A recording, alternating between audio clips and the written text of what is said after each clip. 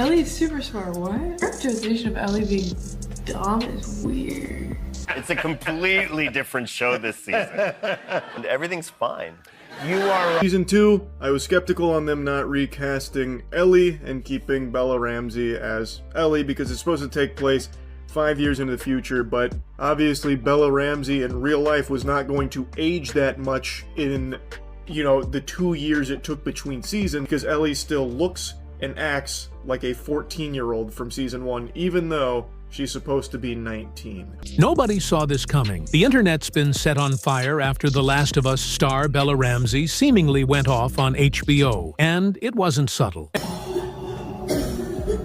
Oh, this is awful. I don't like that Ellie's being characterized as like unintelligent. I'll tell you what I really don't like. I don't like that when Jesse showed up, they were not instantly relieved and grateful. Imagine going from being one of the most talked about breakout stars to being dropped by the very studio that made you the face of one of the biggest shows on TV. We made a deal to tell this story, and we're telling this story. I'm in a very unique position because it's my second go at this story. But I've just now lived in this world for so long, and I am just...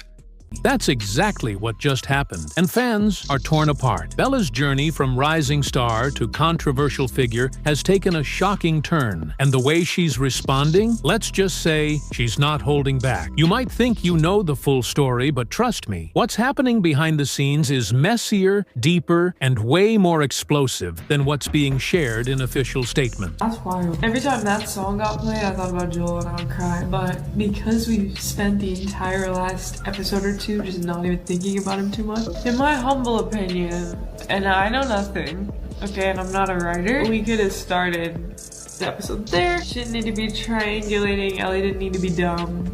Bella's subtle jabs at HBO, the leaked reports of her horrible Season 2 performance, and the wild theories spreading like wildfire across Reddit and Twitter. It's the kind of drama that even Joel wouldn't see coming, and the way fans are reacting, that's a whole saga of its own. Actually, people were critical of some choices that we've made in the show. Yeah. And they were saying like, oh, I like this better in the game, and this was more subtle in the game, whatever they said. But before we get into Bella's fiery response, we need to understand how we got here. How someone who once had the world cheering for her ended up at the center of a storm that could change the future of The Last of Us forever. I'm gonna be a dad. Yeah. It's never any fun not being able to go to sleep, just like it wasn't any fun watching Last of Us Season 2. So, in the show, Ellie still looks exactly the same, but is supposed to be 5 years older. Also, Ellie still acts exactly the same. So it really conflicts with what the character's supposed to be portrayed as here. Like most people, I liked the first season. I thought they did a great job. Bella Ramsey wasn't always a household name, but the moment she stepped into the spotlight, she had this energy that made people stop and pay attention. It all started when she appeared on Game of Thrones as Lyanna Mormont, a young lady of a noble house, but one who stole scenes from actors 3 times her age. Ellie just doesn't feel like she's changed. She still feels like that same kid from season 1 who's just constantly joking and extremely immature. In the game, Ellie has a lot more grit. Ellie is also smart in the game. For some reason, they made the decision for The Last of Us Season 2 to make Ellie dumb, to the point where she even says that she's stupid. She wasn't on screen for long, but she didn't need to be. That fierce, no-nonsense attitude, it left a mark. Memes, fan art, and endless praise followed. People were calling her the show's hidden weapon, the small but mighty force who could outshine kings. When The Last of Us casting news broke, it felt like a bold choice. Bella had proven she could command attention, sure, but playing Ellie, that was a different level of pressure. Ellie wasn't just any character. She's one of gaming's most beloved, layered, and complex figures. Fans had spent years imagining what a live-action Ellie would look like, sound like, move like, and suddenly, that responsibility fell on Bella's shoulders. Why? That just kind of betrays the character. Yeah, she's supposed to be like reckless and everything, but that doesn't mean that she's some like Feels like the actual main character of season 2, whereas Ellie just feels like the quirky sidekick constantly scrambling to make a quip. That it's all Bella Ramsey's acting's fault here for the lackluster season. The reactions were instant and mixed. Some fans celebrated the casting, remembering Bella's power in Game of Thrones and hoping she'd bring that same fire to Ellie. Others weren't so sure. Forums lit up with debates. Was she the right fit? Could she capture Ellie's emotional depth, that blend of toughness and vulnerability that made the character unforgettable? People dissected every old clip of Bella they could find, trying to predict how she'd handle the role. And I don't really agree with that. I don't think this material would work even if they did recast Ellie for somebody else that could embody, you know, the grit and the intimidation that Ellie had in the game. Behind the scenes, Bella stayed quiet, focused. She threw herself into the part, working alongside Pedro Pascal, training for the intense physical demands, and studying the game's source material. By the time Season 1 hit the screen, all eyes were on her, and for a moment, it seemed like she'd silenced the doubters. But success in Hollywood, especially when it's tied to a fan-favorite character, is never simple. The praise was loud, but so was the criticism. And as Season 2 approached, the pressure only grew heavier. When The Last of Us Season 1 premiered, it was more than just another video game adaptation. It was a phenomenon. Critics raved about the writing, the haunting atmosphere, and the savage, emotional storytelling. And at the center of it all was Bella's take on Ellie. There were moments that truly hit hard. Fans couldn't stop talking about that final scene of the season. The tension, the heartbreak, the weight of everything Ellie and Joel had been through. Bella delivered raw emotion, tears and all, and for many viewers, she nailed it. But not everyone saw it that way. Almost immediately, you could see the cracks forming in fan discussions online. Some felt that Bella's version of Ellie lacked the sharp edge the game's Ellie had. Too soft, some said, not snarky enough. Others argued. Posts dissected her every line delivery, her facial expressions, even the way she held a gun. It didn't help that gaming fans are some of the most passionate and, let's be honest, some of the harshest critics on the internet. Then came the behind-the-scenes whispers. People claiming to have insider info started dropping hints that all wasn't well during filming. There were rumors of creative disagreements. Nothing official, of course, but just enough to get fans speculating. Was Bella pushing back on how Ellie was written? Were there tensions between her and the directors? Nobody knew for sure, but in the world of social media, it didn't take much for theories to spiral. By the time Season 2 was in production, the pressure was at its peak. Expectations were sky high, and fans were watching every leak, every paparazzi photo from the set, looking for clues about where the show was headed. When early reactions to the Season 2 premiere started to surface, they weren't as glowing as before. Critics praised the visuals, the action, the big story swings. But Bella? Suddenly, headlines and fan tweets were calling her performance flat, unconvincing, even a distraction from the otherwise strong cast. That's when things really started to unravel, quietly at first, with posts and comments from frustrated fans. But soon, louder voices joined in, calling for change. The idea of replacing Bella seemed impossible just a year before. Now, it was starting to feel like an inevitable conversation. If Season 1 was a mix of praise and cautious optimism, Season 2 turned up the heat, and not in a good way for Bella. From the very first episode, the mood felt different. The stakes were higher, sure, but something about the dynamic on screen felt off, at least according to a growing wave of fans. The pacing, the interactions between Joel and Ellie, even the way Ellie's emotions were shown, viewers began picking it apart in real time. Social media lit up with instant reactions. Why does Ellie feel watered down? Where's the fire we saw in the game? Bella looks like she's struggling to carry these scenes. It didn't help that the storyline of Season 2 itself was darker, more divisive.